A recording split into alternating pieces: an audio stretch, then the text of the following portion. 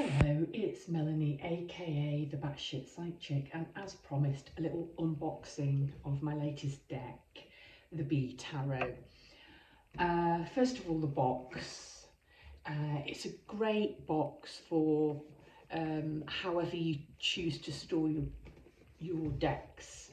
So if you store them sort of a bookcase, the title's there. If you store them flat, to stack, you've got the name sort of everywhere. I really like the hinged sort of magnetic box. So we get to open the box and it says inside, did the bees understand the mysteries of the Druids, or did the bees perhaps give them access to those mysteries? So it links in with the deck creator, Christopher Hughes' own Druid philosophies. The art is by Nadia Turner, and I believe she's Australian. Yes, yeah, she's based in Australia, which is nice because the artwork sort of definitely has that flavour. Okay, so the guidebook. It's a really substantial guidebook. Beautiful, glossy, large images of the cards. I find the writing a little disappointing, actually. I would like it to go into a bit more detail about the bees and their movements, and some of the plants that are depicted. I'd like to see mentioned. It's maybe good for those not that familiar with tarot, because it has buzzwords for each card.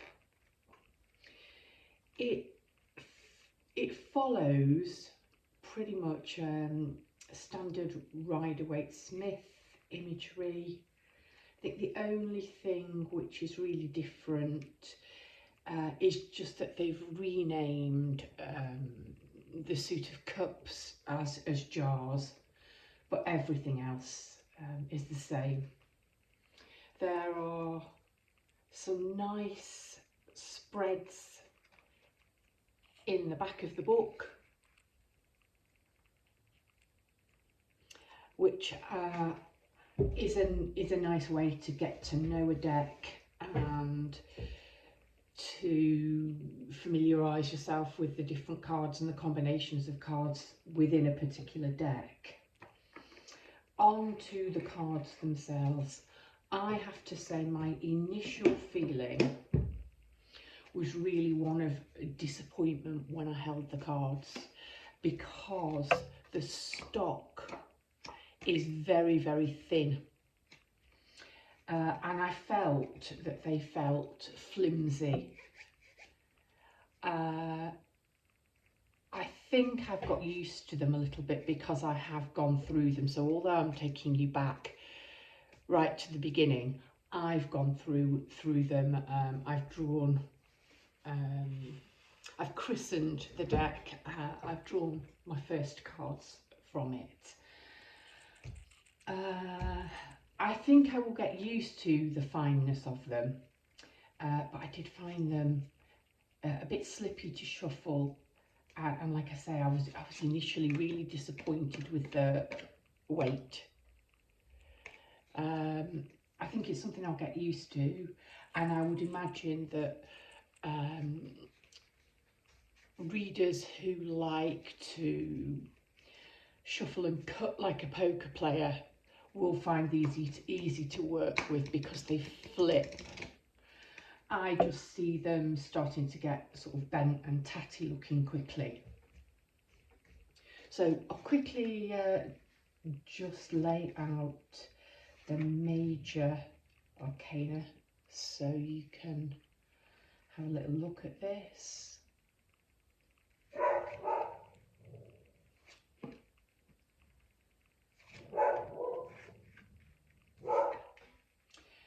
really thought this through and how much space I've got.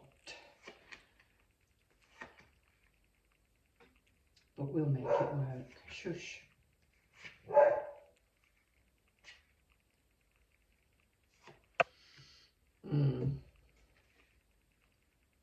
We're still in camera there, yeah.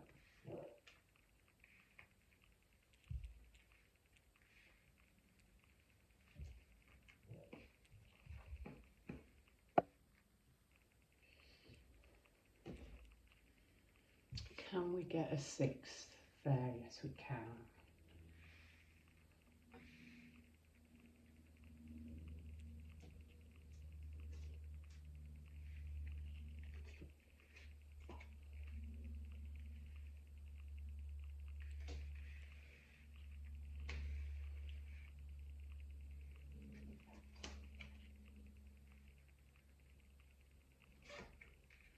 Been a long time, actually, since I've laid a deck out like this. There we go. Really long time. It's quite nice. Almost feels like going back to the beginning and teaching myself tarot. Okay, so the Fool's Journey is really that of the keeper, the beekeeper. Nice pastoral imagery here. I like the fact that the High Priestess has been turned into the Melissae.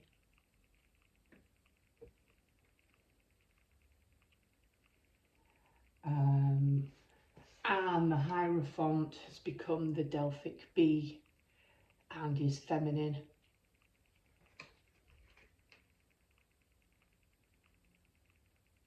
The Emperor is also interesting with the bee beard, and he looks like some wise old druid. I like that.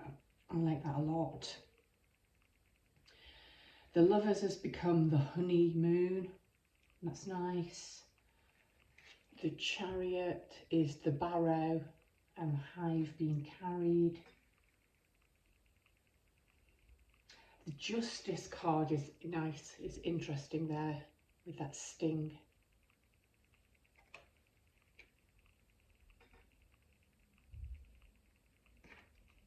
The Devil there and the money and the barren landscape, because there are no pollinators, is great.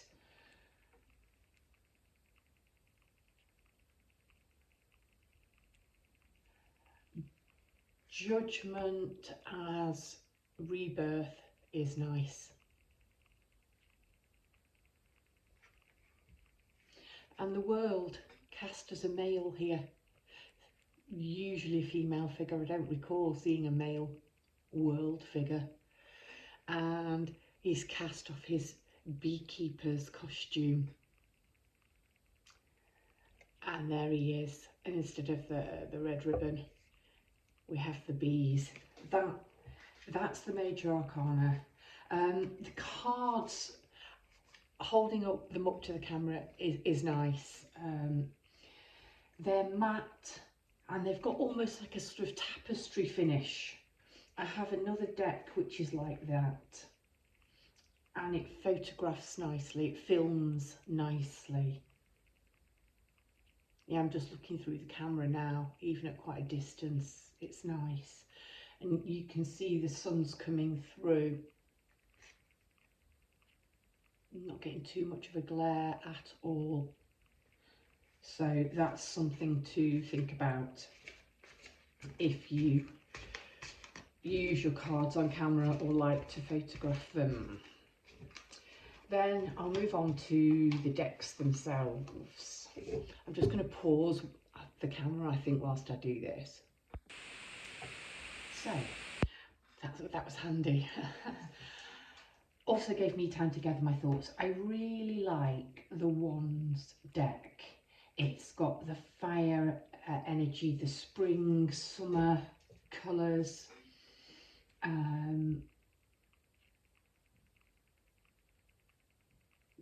Yeah, I like it. I like it a lot. Like I say, I think that the flower flowers could have been identified in the guidebook. So I know this is honeysuckle, I can spot the lavender, I've got the buttercups here. I'm really not sure what this is. A friend suggested it could be milk thistle. I don't know, I would like to know, because it's on here as well. I think we've got snapdragon here. And then we get to the court cards. So we have the princess, the prince, the queen and the king instead of the page and the knight. That's not that uncommon these days. I like the presentation of the suit of the court suit of wands. The throne is the same, each of them are sitting in, but it progresses slightly. So we can see the heat building here, and by the time we get to here, it's a flame. We've got the sunflowers, we've got some of the cat image, the hives are present. It's lovely. I really like the depiction of the court suit of wands. Going to move on now, pause the video, to cups or jars as they've called them here. So here we have cups, water, jars. It's lovely, and I absolutely adore the depiction here of the court cards.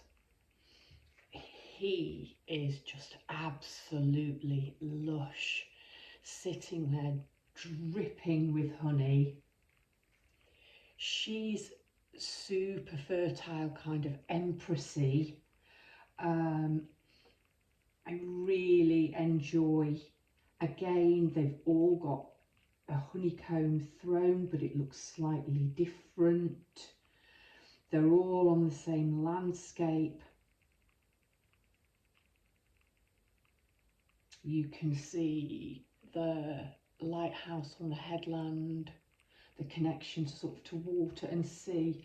And I do feel that this is quite a pentacly suit of cups, actually. It's nice, it's very grounded. I'm glad to see the water in here because we don't see too much water elsewhere.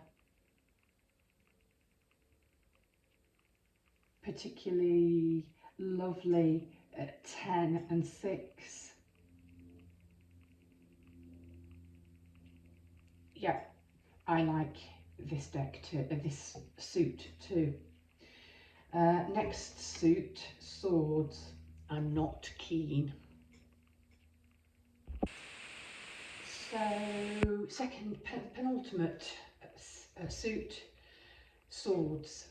I don't know why, I really don't, I was disappointed with this suit. There isn't enough air energy in it for me somehow. Having said that, I love this card.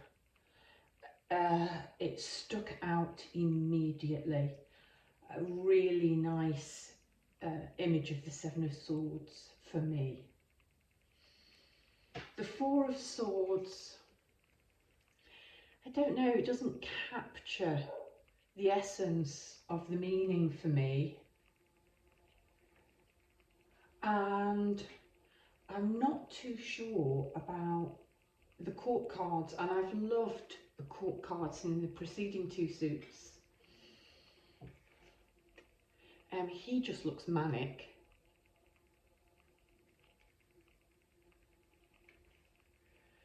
She looks completely grumpy. and he looks far too weighty to be swordsy. So, not super fond of the swords in this deck, but we end with the pentacles, and I love the pentacles, and I absolutely love what the designers have done with the court cards in this suit. Back in a minute. So I love the pentacle suit. The ace is just beautiful, so earthy and grounded, simple bread and honey. The three of pentacles is lovely.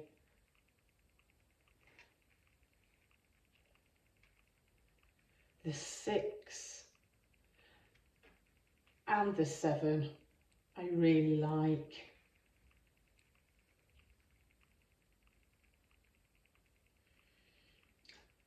The nine is lovely. It's a little bit surprising, but you know, the abundance even during the winter, and pentacles being connected to the season of winter.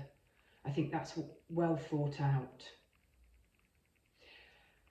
For me, what I really like though are the court cards. So we've got the bees themselves as the royalty. A little honeybee here.